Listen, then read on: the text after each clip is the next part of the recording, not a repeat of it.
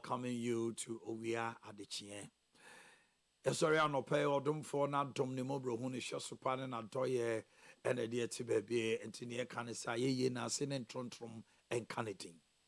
But in your Omanhene Yaw Adu-Boakye, I've always been your man in the morning. From now to 10 o'clock, stay with us. We bring you nothing but the best. At exactly 7 o'clock, Brighto will be coming your way with Owia Sports in the morning, Owia Highlights in the morning. Stay with us. And I'll pay what they are good year on some back from 7 to 7:30. When after that we'll come back. Na yatna si atwetwen komo. And I'll pay Ishak Brobe will be joining me from the New Patriotic Party, and so is Honorable Ade Kyeɛ from the National Democratic Congress, the ruling party. Let's get the headlines making news very soon. Yabuama and Asante Yeboah will be joining me. We'll be having deliberations. I also NDC primaries and Ekoba say opani na wayem rasebejani what toye na hu be hia say one more beko akoyi nipa ma na kusi na namu na by election no dura. One more the question share so na hu nsema ye bubrucha. Na the edi kan no opani e friend no Baba Jama no ye High Commissioner to Nigeria. Wono ene huridi kan na ose womfa nkabo mu ene pepe yo emra parliamentary primary sumna bibia asie bia yenyai yentie no Nyamiadom ela kubonde eye abodie mfrankana sheminsa yedi kan meda nyamiase na mada president ani million wa omunyina no enya arechem wo mu se betimi ayese dimi ene ba mi ba no be se million ma me no wo mko akensi no omunyina be kame esanse eyemfie tokwa afeni yakwa bonten na yakwa pre nkunimdie ama party enti mesrese omunyina no nesie ina no sabi election the eden ya obi beti obi nanso obi beka bibia nye, but at the end of the day ye ina no ye NDC for the mesre mu se mesro mu ina so mba bedwan me na ye ina yaka bom na NDC franka no yetu na increase your vote or consensus. Baba, MPP promised to give you a short. Na yese se wonim de beto akire a obi ni ma de kyeɛ ani mo nsɛm Baba Jama de waka ne de nyina wie ɛna videos no start se eba bonten ubehu no obi kuta 32-inch TV mienu obu ha ne de baako na ekɔ na eba NSA na wan ne na school pacho Samsung for na eche TV sana afi yenkohwa obi niema wonya aye no ono so ne flat screen entoma emo magi kibo gare sanitary pad ahom kan hwan chese kabel na mami wabi shop wo ayawa so Easter na say day e dey asem na asie. Yes, Baba Jama. Any woba wono so to aba ne bi. Yes, e bi to 30 million, e bi to 50 million. And anu nyina achi kra no, o masa achiche ne ma we. Na no no mampani John Dramani Mahama say Emede eniema bi atoto akwama amatimi akma enkrofo bebre aka kire omo se hwe na sa niema we ensi.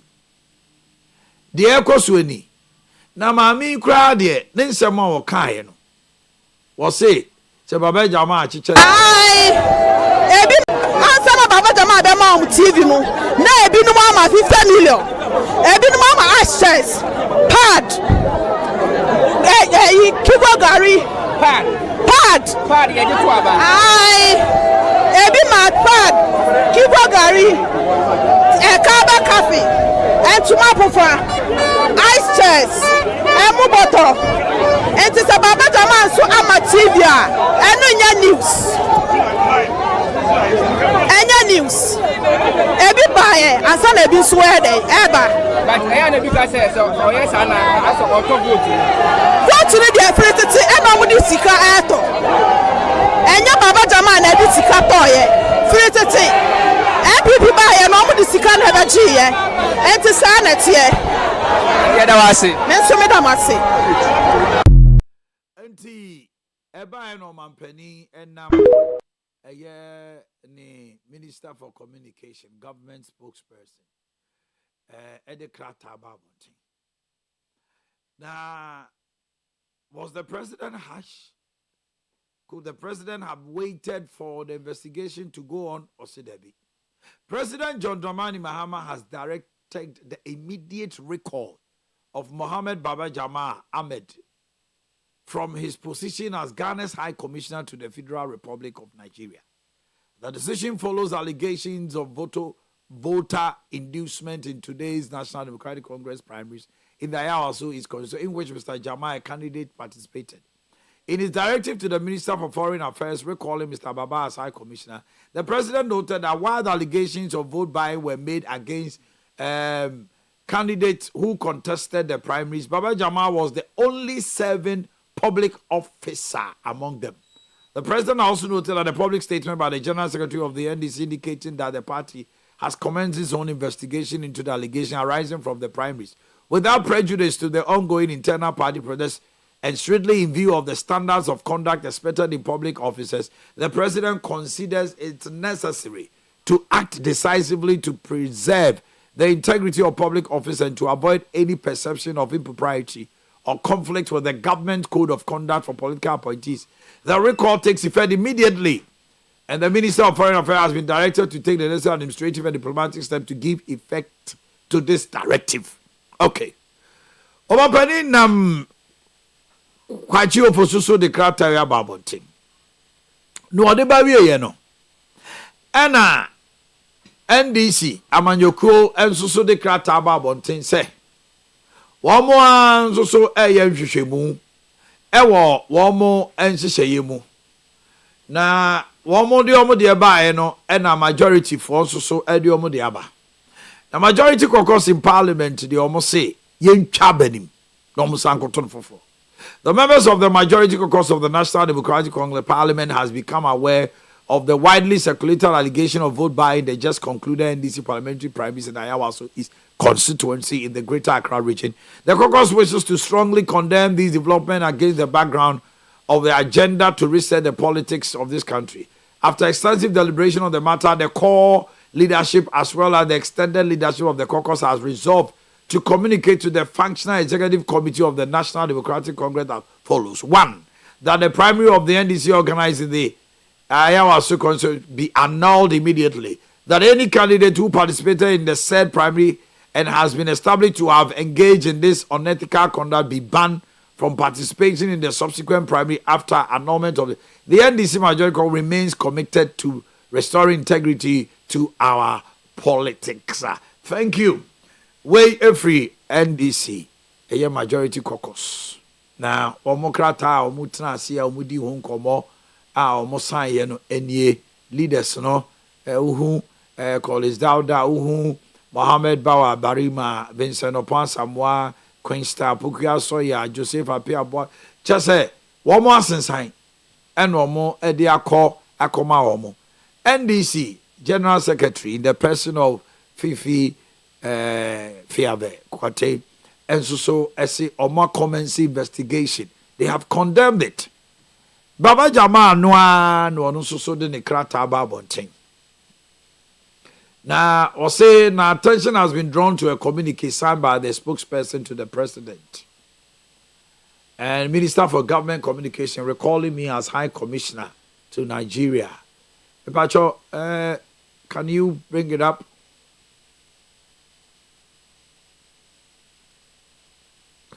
Okay. Based on the allegation of vote buying in the just ended parliamentary primaries, primaries in the East, I also call. The statement referenced a similar statement issued by the General Secretary of our party, Fifi Fiave Kwate, condemning the allegation and calling for an investigation. I wish to state categorically that I, Baba Jamal Mohammed Ahmed, have not engaged in any vote buying or election practices, and I pledge to avail myself to assist the party in its investigation in the subject matter. I want to use the opportunity to thank His Excellency President for the honor done me and the opportunity to serve my country as Ghana High Commissioner to Nigeria. Finally, I sincerely thank the NDC in Yaw Adu-Boakye for the confidence reposed in me to lead them to the main by-election scheduled for March 3rd, 2026. You got the Office of the Special Prosecutor also starting investigation. And I don't understand why an office of such repute announces its investigation, and there was so much trolling on the social media. So on panel on the Obi the other said the Office of the Special Prosecutor has announced a commencement into investigation in respect of the new Patriotic Party presidential primaries conducted on 31st January 2026. On February 7, the OSP commenced real-time investigation in respect of the NDC parliamentary primaries at Yaw Adu-Boakye. The investigation focused on allegation of vote buying, vote selling, and the sources of funding of the alleged corrupt primaries during the conduct. Okay. And something before say, Office of the Special Prosecutor, the NDC as a party. Now, each delegate got from the primaries at Yaw Adu-Boakye East 32-inch flat screen TV, motorbike, 9,000 cumulative, maybe 3, maybe 4, maybe 2. So delegate biya is 9K. Buta, 12 years piece of cloth, 4 bags of 25K rice. There's a nipom contest in be a chair bag. 4 gallons of oil. There's be a chair oil bag. 1 box of Maggi cube. Kosiane meku. A box of Kibo Gari. A box of sanitary pad. Santiago, baby, out here. Can you sit here for me? Would you say? Thank you. Kosiane meku. A packet of Abunike ointment. Please, I'm not done. Thank you. A box of cowbell coffee and other unknown content in bottles for delegates. But I mean, picture and a bohun. So I don't say, only one you say, okay, almost I was up for you. Yes, your friend is Zonkum. A foul minima. Oh, they make sure. My many picture and a bohun. We ain't so blue. Yes, so blue. Yes, your friend is Zonkum. Okay. It's way no one near my delegates in Yai. So the question is, why Baba Jamal alone? Because he is a public officer. Azanti Akwaba. You know mine. And some of the Dawson. But, drive 50 over me. Anopay. Kisla Jema MP for Buakwa South. And one also your People's Forum. And all catch a for say you can for your Bamun chain and I know you see it 3,100 must see a 3 more train. NDC forecast will be 6. And no Yeriko Poku. At two forces so quite probossi 7,000 crown or money. And they 3,006 no de mama. And a common to me tria. You busamo. A dear Necoso. And you crafui. Queni Baco Sitcha said, when you feared your watch tobacco. Yente a year Kisla Jemai. Member of Parliament for Wako South. Wow, Mass, which was a better major season. No, Coco do a bit to me at an Esobeden. Esobabafem. Wow, Mass spray and air bay. Fake me cocoa focus, 128 acres. Now I buy the fertilizer, but now you will bring me 10 bags. A day. Yes, it's it. They are more firm, no, Miss me famubi. Master Mama Canadian Mate. In fact, you're 2-1 among crowded.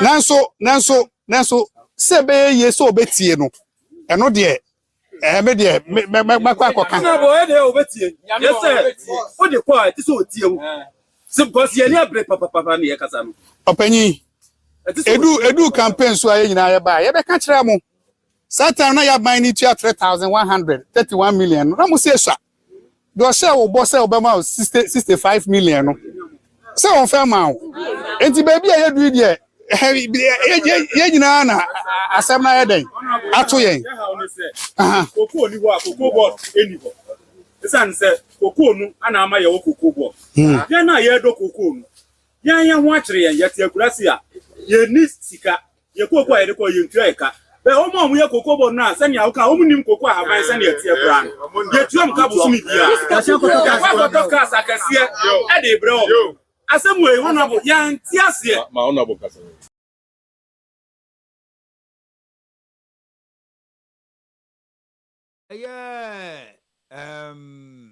miracles aboaje almost so atiesim na maame baako a oso anya mfie de otwe baako twam mre twam ye hu ne abai bida se me magi twam mre twam ye hu ne abai bida se me magi 1 years anso me se adwuma na be ye se me ni adwuma bi a me ye eti me ye ku adwuma na makoto mi koko na abuso me nan untu ya me ka ade na opese me abrewa midi se adwuma be na me ye na me eti me slaban ade se bia na ade tu me ya pani chaw o ka se bre twam no beto koko no sister wanye kakra ni ade ma ye de yaje atom na kakra yaje atom so na wo fe sika yi ma yen na ye be ni enti ade se de ani ye de to aben ye sere no onya ma ye no komo de ye matitifie o me nananom atitifie se me nya sika ma no anu akọ enti me sra ba ni sampa ni chaw ni de kwa so me de nya me pa ni chaw wo hu ye mo bo na ye sika no hia kakra ma ye wate ye fu hu afu me metumi ado metumi no ukuta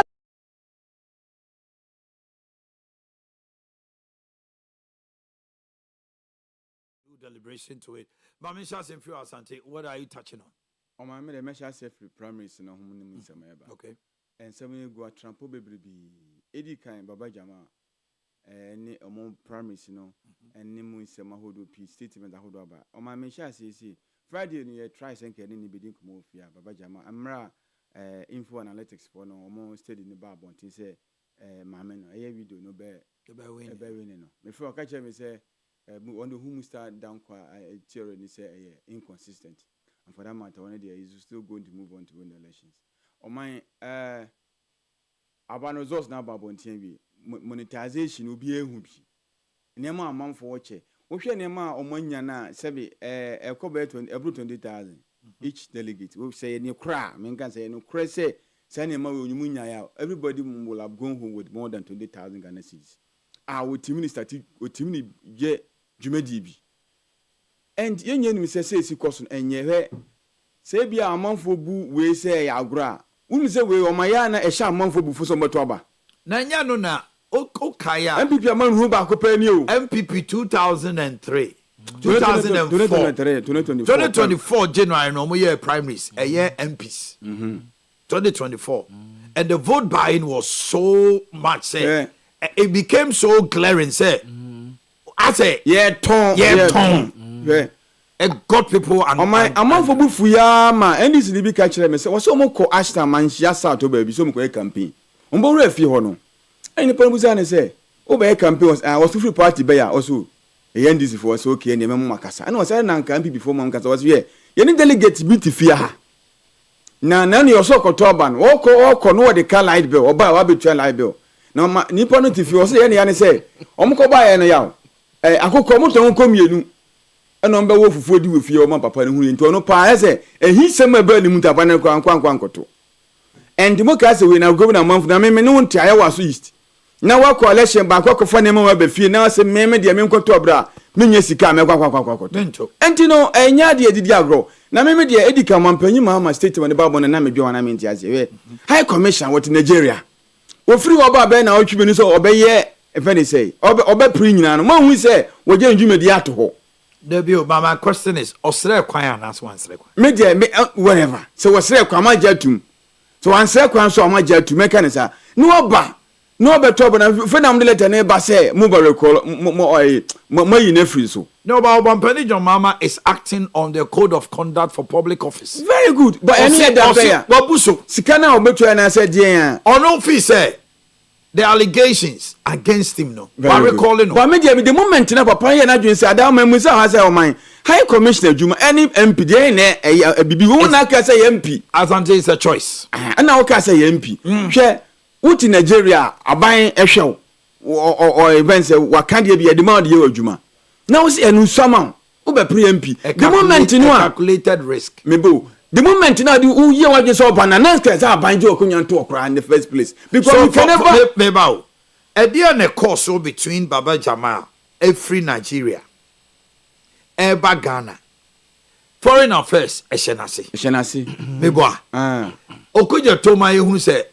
Baba Jamal yina sutre letter brain because one toilet amran there not just say Yahweh o free the post abra abanya we it is a bibi to Ghana for why never catch no me nya just say Baba Jamal as a lawyer and so betima catch say okuja to nya we you see the outside will be say party kamadari on se me chere no asa oni yenini me ho me ni we akasam ni akasam person be pribit o Baba bra e bi kura was sending memo by Menya sure say Baba Jamal ebetime free post no ambassador high commissioner be free UK aba Ghana without the notice of the foreign affairs there be o man but media me numpo dan Jamaica say the moment na enko vacate ni seat na ade na o say ko but the moment na adwuma no to ho no because we can never eat your cake and have it is enka be oba na bi olusu here okay na you are gone back to and then afi no what you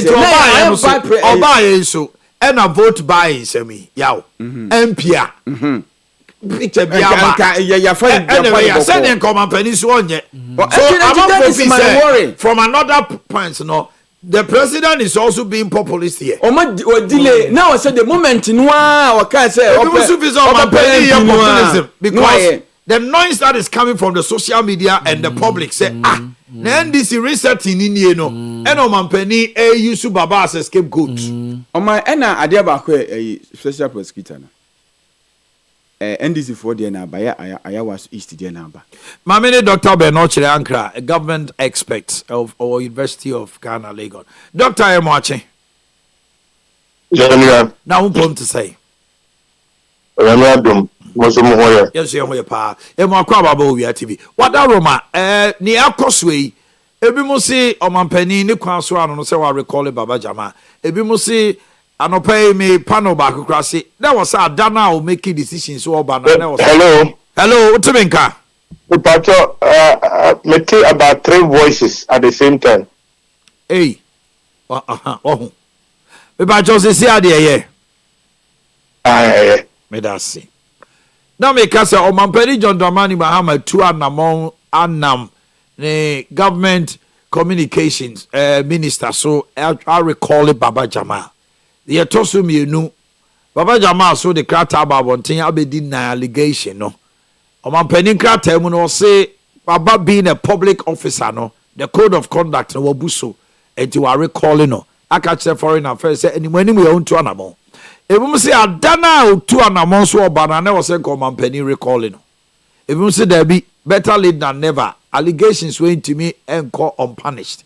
What I remember as a government expert, you share a decision from the president and any who so. Yo, medasi, me check you for you na ebum ni say okoye ambassador no ya anti asemboni bia fa no ho na oye no juma. That's right.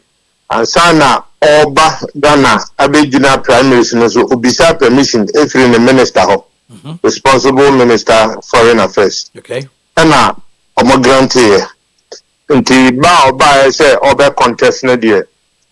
And from so be any because of the permission.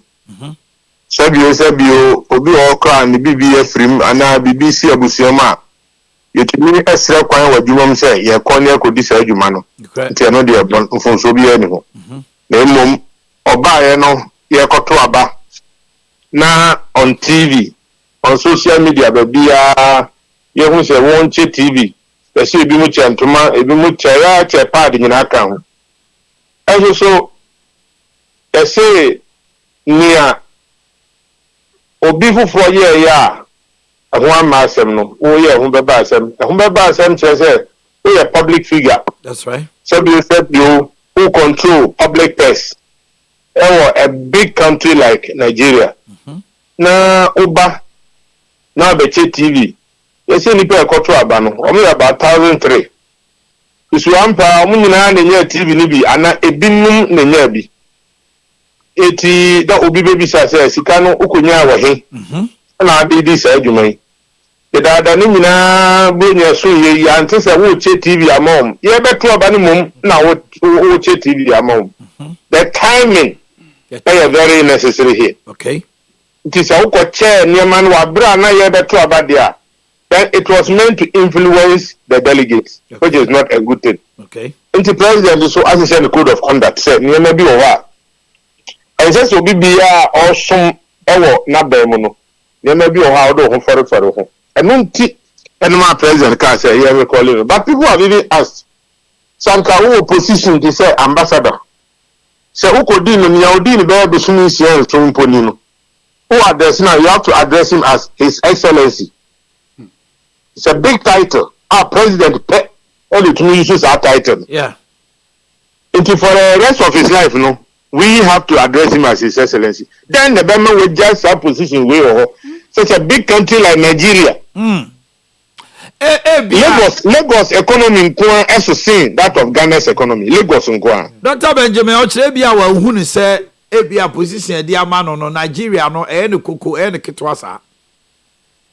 But nipa dodo na obejina MP a obejina MP with anticipation say enkankan say waban o party na waban mu say obetimi aban minister. That's right. What dey aye bisa MPs na onye minister na deputy minister. Uti ye ni anya board chairman na nua wasema mobo obotomu nye because Ghana have politics no. It's all about what you're able to do for the people. Be it individuals or your constituency. Okay. It is a anya board chairman be numpo no depend on the board o. Board be or how na say be a friendly pension also Mr. Mo numpo not in position. CEO Mr. for ni pen you we fi constituency. I don't there.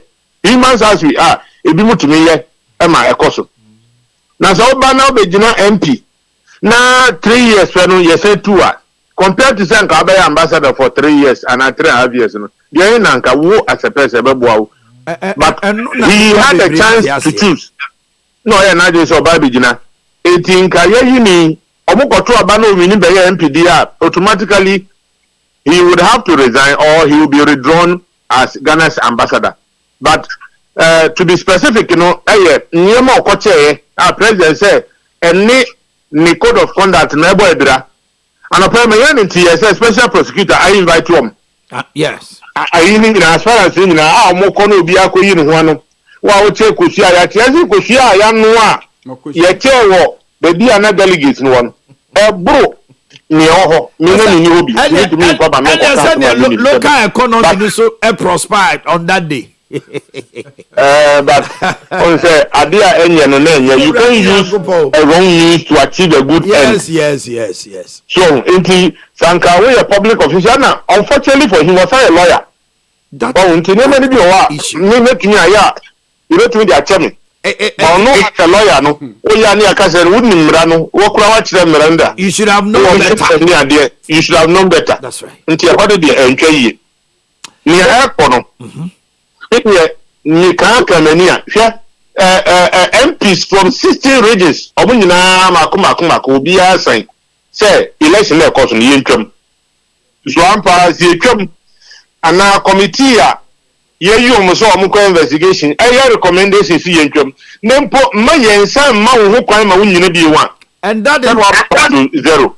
That is what the caucus are calling for, say obi biara obey complicit of this allegation no nipa 9 ejina ye ni nyina so mu nyina akra ho abamfom so a ye ma mu nyina nchen na ye mfa a set of people enko jina enko ye election so na just say akoye double jeopardy o ano na America no say one shire ambassador no